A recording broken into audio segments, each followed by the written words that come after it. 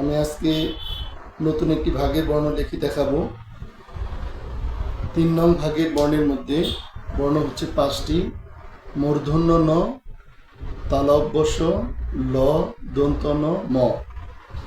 তো আজকে মূর্ধন্য ন বর্ণটি কিভাবে লিখতে হয় শুরুতে বড় করে লিখে দেখাবো, যাতে বাচ্চাদের জন্য এবং অভিভাবকদের জন্য, আমাদের নুরানির বাচ্চাদের জন্য শেখা এবং অভিভাবকদের শেখানো সহজ হয়ে যায়। মনোযোগ সহকারে দেখতে থাকেন। মূর্ধন্য ন লেখার জন্য আগে আপনাকে মূর্ধন্য ন মাথাটা সুন্দরভাবে শুরু করতে হবে। এইভাবে নিয়ে এরকম, তারপর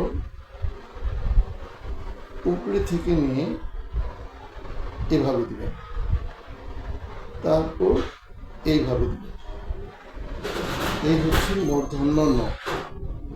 মূর্ধন্য ন লেখার ব্যাপারে কয়েকটি জিনিস লক্ষণীয়। একটি হচ্ছে এটাকে উল্টালে মোটামুটি তয়ের মতন দেখাবে শুরুটা। এখানেও এক চক পরিমাণ জায়গা থাকবে। এই জায়গাটা খুব বেশি বড় হবে না, এক চক পরিমাণ জায়গা থাকবে। এবং তয়ের মধ্যে যেমন আমরা এখানে দাগ দিলে এখানে একটা জায়গা ছিল, এরকম মূর্ধন্য নর ক্ষেত্রেও এরকম জায়গা থাকবে। তো এই জিনিসটা লক্ষণীয়।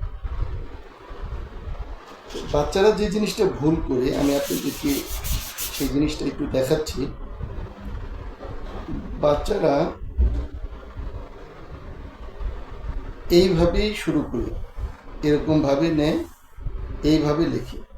এই যে মাঝখানে অনেকখানি জায়গার গ্যাপ, এখানেও এই জায়গাটাও এরকম যে ভুল করে, এটা এরকম লক্ষণীয় জিনিস। তো আপনার অভিভাবক অবশ্যই এই ব্যাপারে সচেতন থাকবেন। বাচ্চারা যখন বাসায় প্র্যাকটিস করবে তখন লেখাটা যাতে আমরা যেরকম শেখালাম বাচ্চাদের লেখাটা সেম ওরকম হয়। প্রথমে বড় আকারে কয়েকবার লিখবে, তারপর 5-6 বার বড় বড় করে লিখে প্র্যাকটিস করবে, যাতে বর্ণের লেখার ধরনটা তাদের ঠিক হয়ে যায়। তারপর যখন ঠিক হয়ে যাবে তখন আড়াই ঘরে, 1 ঘর 2 ঘর, এই 3য় ঘরের আড়াই ঘর পর্যন্ত নিয়ে এরকম বর্ণটি লিখবে। তো কীভাবে লিখবে আপনাদেরকে ছোট করে লিখেও দেখাচ্ছি।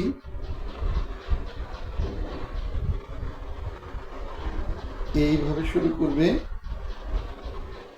এরকম, তারপরে